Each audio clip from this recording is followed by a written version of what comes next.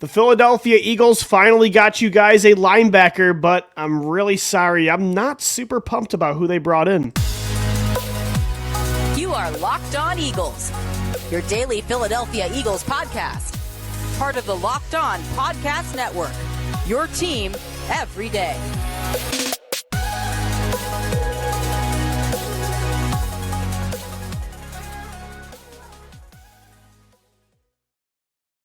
Welcome on in, Eagles fans. I'm Louis DiBiase, host of the Locked On Eagles podcast, Eagles analyst, also over at Bleacher Report. On today's Locked On Eagles, thoughts on the Eagles bringing in linebacker Devin White on a one-year contract, winners and losers so far of free agency from an Eagles roster perspective, players that were already on the team, who has been positively and negatively impacted by moves. Also, we're going to get into whether or not the Eagles' rule proposals to the NFL will be passed in 2024. We thank you so much for making Locked On Eagles your first listen each and every day. Guys, today's episode is brought to you by Game Time. Download the Game Time app, create an account, use our promo code in all capital letters, Locked On, for $20 off your first purchase. So the Philadelphia Eagles, they finally did it. As we mentioned on the show yesterday, they've been crushing free agency, bringing in Saquon Barkley and Bryce Huff and Chauncey Gardner-Johnson, Devontae Parker, Matt Hennessy, re-signing Landon Dickerson and a bunch of their core pieces. But one thing we were really nervous about was all of the free agents that got signed at linebacker to other teams, and the Eagles only having Nakobe Dean under contract, who's now heading into his third year and has barely played any football, coming off, a double Liz Frank injury last year. We know this team doesn't really draft the position early. Patrick Queen went off the board, Frankie Louvu in free agency, Josie Jewell, Drew Tranquill, Willie Gay. I mean, pretty much everybody that the Eagles could have pursued was gone pretty quick. And so we were nervous about it yesterday. Well, they did bring in a linebacker today, and it is a name that many are familiar with because he was a 5th overall pick just 5 years ago in 2019. Former Tampa Bay Buccaneers linebacker Devin White agreed tonight to a deal with the Eagles, a one-year contract worth up to, I should say the key word is up to, $7.5 million. Of course, that contract is not guaranteed to be that much money, considering Devin White has kind of regressed more and more since that career year in 2020 where he had over 100 tackles and 9 sacks and was just an absolute menace for a Super Bowl championship Tampa Bay Buccaneers team. Since then, he really has gotten worse and worse every year, and it's why I'm not super excited about this move. I will say that Nakobe Dean and Devin White together, that's a lot more upside than you've had at linebacker in quite some time. Is it a lower floor than TJ Edwards and Kazir White? Absolutely. Like Devin White last year got benched at the end of the year for KJ Britt. Nakobe Dean, again, has barely played any football at the NFL level. TJ Edwards and Kazir White were solid. You never had to worry about anything with those two. However, Nakobe Dean is a young player only in his third year that was seen as a day one talent at this position. Devin White is a former 5th overall pick that is only 26 years old. And Devin White does have crazy speed, like crashing downhill. He can be a menace when it comes to blitzing. When you look at his PFF numbers, that's always been his bread and butter. So the ceiling is higher than it's been in a long time when it comes to just the young overall talent that those two possess. But from a proven production standpoint, this move really doesn't move the meter a whole lot for me to the point where I can now say, oh, they don't have to go out there and draft Edgerrin Cooper in the second round, or they don't have to take Peyton Wilson or a Jeremiah Trotter Jr. No, for me, like, the Devin White move makes me feel a little bit better that they have at least have an experienced body in there that does have speed, which the Eagles were lacking so terribly on the second and third level. So at least if Devin White's going to have a strength, considering all his weaknesses, I am glad that it is speed because that was what the Eagles desperately needed.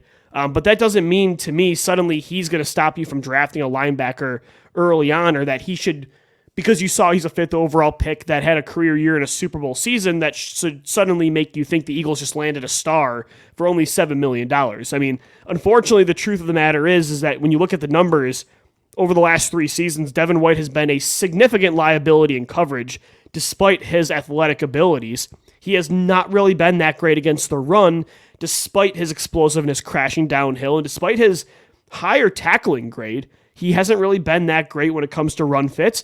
Devin White has been somebody that hasn't really lived up to that 5th overall pick status of 2019. And that's why the contract is going to be upwards of nearly $8 million. But again, it's not going to be guaranteed because he has not produced to that level. So again, I like the upside. I like the speed. I like that they have an experienced player in there now, but it doesn't move the meter that a Frankie Louvu would have or a Patrick Queen. You know what I mean? So that was a move that I would have rather had. But is this surprising that the Eagles signed Devin White? No, like this is what the Eagles do. They will try to take advantage of a player that had talent that has kind of fallen flat that they can get for a cheap price and hope that they can get more bang for their buck than the rest of the league. That's what the Philadelphia Eagles do at this position, and we really shouldn't be surprised that that's the approach that they took this year as well. I was hoping they were going to try to switch it up. They still could in the draft. Again, I've said this a few times on the show, the Saquon Barkley signing makes me think maybe they're reconsidering, but the fact that they were really quiet at linebacker the last few days, and then this is the move they made, tells me it's kind of the same old, same old. Maybe a change of scenery does help Devin White. Again, he was benched at the end of the year in Tampa Bay. Maybe they can tap into, that potential in the production that he showed back in 2020. It's not like he's Shaq Leonard, right, who's a former player, a high, pick that had a lot of success early on in his career, but then injuries made him just a shell of who he used to be, and he's an older player. Like, that's not Devin White. He does still have all that physical ability. He is only 26 years old, so I don't think I'd put it in the Shaq Leonard category, but just because he's a big name, like, don't think this is a Patrick Queen or Frankie Louvu type of move. I don't think Devin White can be that even if he does improve this year and he become a reliable starter,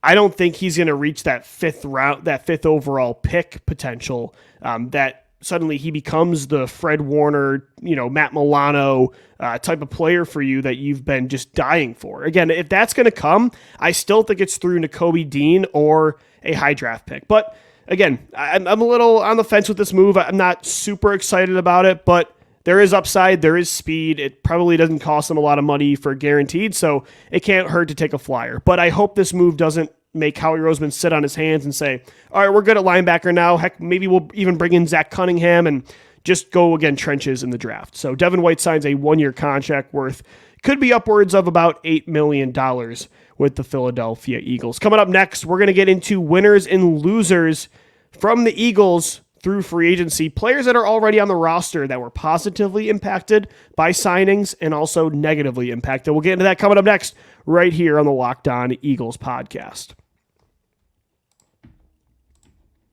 Today's episode of the Locked On Eagles podcast is brought to you by Game Time. You shouldn't have to worry when you're buying tickets to your next big event. Game Time is the fast and easy way to buy tickets for all the sports, music, comedy, and theater events near you. With killer last-minute deals, all-in prices, views from your seat, and their best price guarantee. Game Time takes the guesswork out of buying tickets. Game Time is the only ticketing app that gives you complete peace of mind with your purchase. You can see the view from your seat before you buy them, so you know exactly what to expect when you arrive. All-in prices show your total up front, so you know you're getting a great deal before you check out. Buy tickets in seconds with just 2 taps. They're obsessed with finding ways to help you save money on tickets. So take the guesswork out of buying tickets and get them with Game Time. Download the Game Time app, create an account, use our code LOCKEDON for $20 off your first purchase. Terms do apply. Again, create an account and redeem the code LOCKEDON for $20 off. Download Game Time today. Last minute tickets, lowest price guaranteed. We thank you so much for making Locked On Eagles your first listen each and every day. Guys, as you know, Locked On has launched the first ever national sports 24/7 streaming channel, Locked On Sports Today. Baseball fans, mark your calendar for March 20th at 7 p.m. Eastern Time for the best MLB season preview coming exclusively to Locked On Sports Today. On March 20th at 7 p.m. Eastern Time, be the first to get local insight from the MLB local experts of the Locked On Podcast Network. Find it on March 20th, 7 p.m. Eastern Time on the Locked On Sports Today 24/7 streaming channel. You can find that on YouTube or the free Amazon Fire TV channels app. Howie Roseman has been busy for the Philadelphia Eagles over the last few days, signing Saquon Barkley, Bryce Huff, Chauncey Gardner-Johnson, Devontae Parker, Matt Hennessy, re-signing Landon Dickerson. Who else? Jake Elliott, Rick Lovato, Braden Mann, brings in Devin White today at linebacker. The Eagles finally signed a linebacker 4 days into the free agent period. So overall, I think they're a big-time winner, even though the Devin White move I don't love. Like, it's solid. It's a low-risk, high-reward move for a 26-year-old with a ton of speed. And if it doesn't work out, well, hopefully you have alternatives in Nakobe Dean and a rookie that you potentially draft early on. If not, you're not on the books for a whole lot of money there. So can't really hurt, and the Eagles got faster and just more talented on both sides of the ball. So the Eagles overall are a winner. Howie Roseman, of course, is a winner. Who else won when it comes to players already on the team that benefit from these signings? And I think the number one guy we got to talk about is Jalen Hurts, right? I mean, getting Saquon Barkley is going to make his life so much easier in so many ways. Like, Saquon Barkley's unique, it's not just a running back that can catch the football out of the backfield.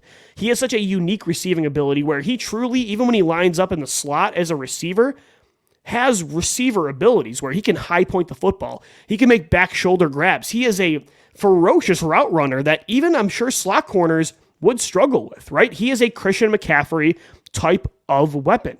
That's going to present a new kind of mismatch that Jalen Hurts has never had, that running back versus linebacker mismatch, wheel routes down the sideline, like choice routes, pre-snap motion, Barkley in the backfield, then motioning into the slot. That's something Jalen Hurts really hasn't had.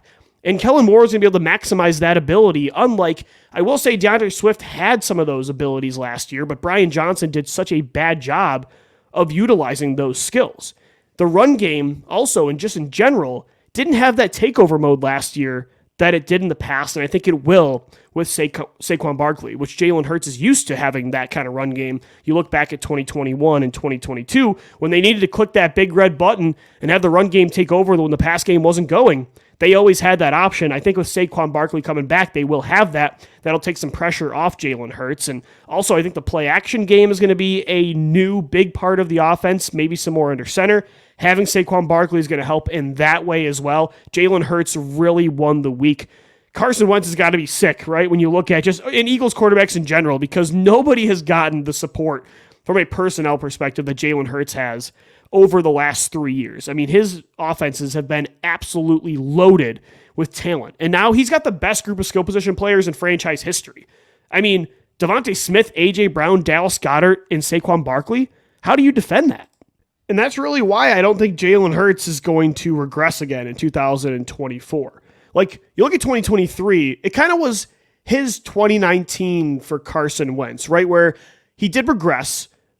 Carson Wentz regressed from 2017 to 2018, and I think he got better from 2018 to 2019, but continued to struggle with a lot of the same issues. And again, that hill, he slowly kept rolling down it and then plummets in 2020. But in 2019, Carson Wentz was a great player that was elevating tough situations, but regressing. That's kind of what Jalen Hurts was in 2023. Still a great player, elevating a tough situation, but he definitely regressed. Then, like Carson Wentz in 2020 did, he fell off the map. I don't think Jalen Hurts is going to do that in 2024. Again, he's getting even more talented weapons, a better, more creative coaching staff to utilize those weapons. And Jalen Hurts is just a relentless worker. I can't imagine he'd ever let himself get to the level of play of Carson Wentz in 2020. I really think he's going to get back to playing at an MVP level this year. Not that he wasn't a lot last year.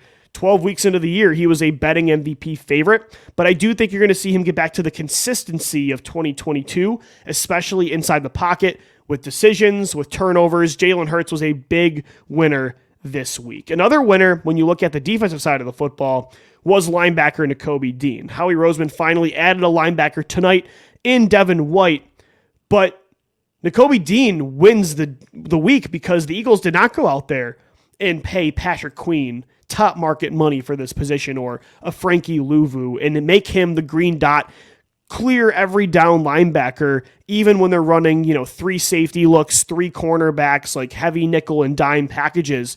They didn't bring in that player. Could they still do that in the first or second round? Sure. But history tells us the Eagles will not do that. And that bodes really well for Nakobe Dean, that the only player they brought in, again, has a lot of upside and a lot of talent in Devin White, former 5th overall pick that is 26, but it's a player that's been getting worse and worse every year and got benched at the end of the season. So the world is in Nakobe Dean's hands right now. He's just got to take it. He's got to stay healthy and produce at the level that he did at Georgia. The Eagles showed a lot of confidence in Nakobe Dean this week. I think they believe in him a lot more than the media and I think fans do right now. Not that everybody's completely given up on him, because he still hasn't really played enough football to know who he is. But again, that's the concern, is he just hasn't played enough football to maybe put as much stock into his, overall role as the Eagles are, his overall potential. So regardless of the matter, though, if Devin White's the only big kind of splash move they make at this position, and they draft another kid in the third or, fifth round, like, that's a huge win for Nakobe Dean. And after last year and the first year he was kind of redshirted, and again, he fell to the third round in the 2022 NFL draft, the Eagles, they are not married to this guy. Like, they had every right to go out there and make a huge move. So Nakobe Dean is definitely another winner of this week in free agency. I would say really just the Georgia guys in general. Nolan Smith, when you look at, of course, they signed Bryce Huff, but the reports that they're looking to trade potentially one or both of Hassan Reddick and Josh Sweat, like, they're showing their belief in Nolan Smith taking that next step in year two. Howie Roseman even talked about him specifically at the NFL Combine, saying he's got all the tools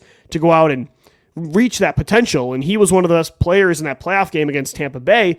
And Howie's, if he trades one or both of those guys and Nolan Smith's a full-time player, he's definitely putting his money where his mouth is. So I thought Nolan Smith won the week. You could even say Keely Ringo. The Eagles haven't done anything at cornerback yet. They haven't brought in another defensive tackle, so looks like they're going all in on Jordan Davis and Jalen Carter. Again, it's only Thursday, so this is maybe too early to discuss winners and losers, but so far, the Georgia kids overall, Howie Roseman is showing a lot of confidence in those players.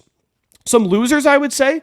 So one that maybe you're not thinking of, but after they brought in Chauncey Gardner-Johnson, and if you're a believer in Sidney Brown like I am, I think Reed Blankenship was a loser this week, because when Sidney Brown is healthy, again, this was a third-round pick. Like, this isn't some scrub that the Eagles, again, look at Nakobe Dean. The Eagles took him in the third round, and last year they wanted him to be the leader of the defense, and probably still do, over a guy like Reed Blankenship. They took Sidney Brown in the third round, too, and he's got all the speed and traits in the world to be a versatile piece of this Vic Fangio defense.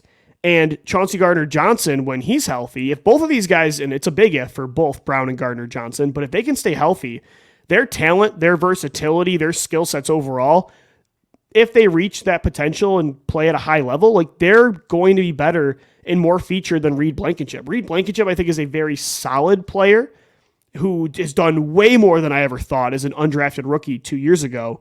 And there are obviously three-man safety packages that all three will be featured on the field, way more than you saw with Jonathan Gannon and with Sean Desai and Matt Patricia last year. But I do think Reed Blankenship comes out as a loser, because if Sidney Brown gets healthy and reaches his potential, we know Chauncey Gardner-Johnson is going to be one of the heartbeats of that defense if, again, he stays healthy. And if Sidney Brown meets his potential, Reed goes from last year the Malcolm Jenkins of your defense, which it was more by necessity than preference, but he was like the guy at safety, to now suddenly being that, I think, the third player in the rotation. That's at least my opinion. I'm not sure if that's the same way the coaching staff feels, but you invested a high pick in Sidney Brown, and you invested a second contract in Chauncey Gardner-Johnson. You liked that guy so much that you lost him for a year, and you made it a huge move to bring him back. So to me, I think Reed Blankenship losses. I think this loser is a little more obvious on the offensive side of the football, and I think I'm a winner because I don't have to watch this guy as much anymore, be as featured in key spots as he was last year. But how about running back Kenneth Gainwell? If the Eagles would have brought in, like, even if they re-signed DeAndre Swift or brought in an A.J. Dillon type, you could have said a J.K. Dobbins or Gus Edwards, even a Devin Singletary, one of those, tier 2, tier 3 free agent running backs, and the Eagles continue to go with that value strategy at running back. Kenneth Gainwell, they could have drafted a running back too, and Gainwell would have still been part of a, 2-3-man rotation that's pretty split and it's more committee-based. But the Eagles took the complete opposite approach. Not only did they bring in a very complete running back with a skill set that only a few other players have, bringing in Saquon Barkley, they also signed him to a multi-year extension, which they never do, worth double-digit millions of dollars over 3 years. That's a workhorse bell cow contract and a workhorse bell cow skill set which means Saquon Barkley is going to play the majority of the snaps. Like Kenneth Gainwell is not going to get the role he did even last year. Even when they started making DeAndre Swift more of the featured back, Gainwell would get a lot of snaps in the red zone on third down. That's not going to be the case, I think, as much with Saquon Barkley. And they could still draft another running back and have him compete with Gainwell. So Kenny G is still going to be a part of this team. He'll be a top 3 running back on this roster. I still think they like his skill set as a receiver in the 2-minute drill. They like him as a pass blocker, just a reliable, steady player. But Saquon Barkley does everything Kenny G does and then some to a much higher level. And that's obvious. But with Kenny G, it could have went one of two ways, because if they continued the strategy that they would have, his role would be a lot bigger than it's slated to be now with Saquon Barkley heading in. So I would say Kenny G would be the loser on defense. You could say Josh Sweat as well, but overall, even if he gets traded or released, he's going to be a really good player somewhere else. So I'd say the 2 winners for the most part this week, Jalen Hurts and Nakobe Dean. The 2 losers, I'd say Reed Blankenship and Kenneth Gainwell. The Eagles, we're going to get into some rule changes coming up next. They continue to be more fun than your friend's favorite football team. I love the rule proposals they made. We'll get into if the NFL will pass them coming up next right here on the Locked On Eagles podcast. Today's episode of the Locked On Eagles podcast is brought to you by Robinhood. Did you know that even if you have a 401k for retirement, that you can still have an IRA?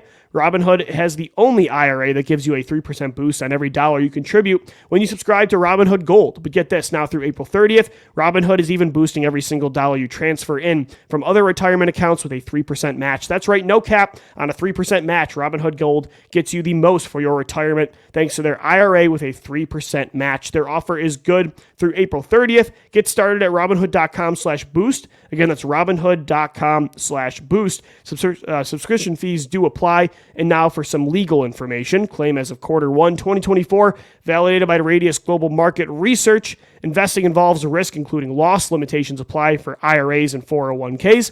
3% match requires Robinhood Gold for 1 year from the date of first 3% match. Must keep Robinhood IRA for 5 years. The 3% matching on transfers is subject to specific terms and conditions. Robinhood IRA available to U.S. customers in good standing. Robinhood Financial LLC, member SIPC, is a registered broker-dealer.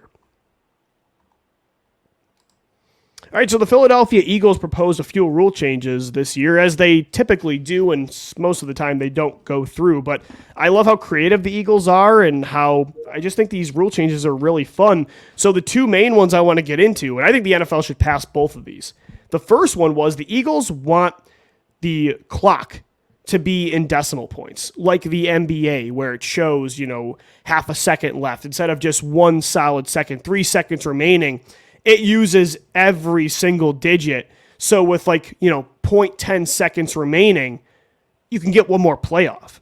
I think that's awesome. That's what the NHL does. That's what the NBA does. The NFL is a little bit more of a different setup when it comes to their in-action play versus those sports. But I think it's a really great idea. If you can find a way to spike the football and there is half a second left on the clock, that to me is a really fun idea. It'll allow for the NFL to have some crazier endings, I think, more plays, more opportunities for offense, and that's what the league wants. That's a new proposal. I haven't seen a team do that, right? And the other rule change that they have been trying to pass, it feels like for years, is the onside alternative. So the Eagles yet again proposed a rule change where instead of having an onside kick, the team that is receiving the football, or I should say kicking, does have an opportunity to elect, instead of having an onside kick, to go for a 4th and 20 in their own territory.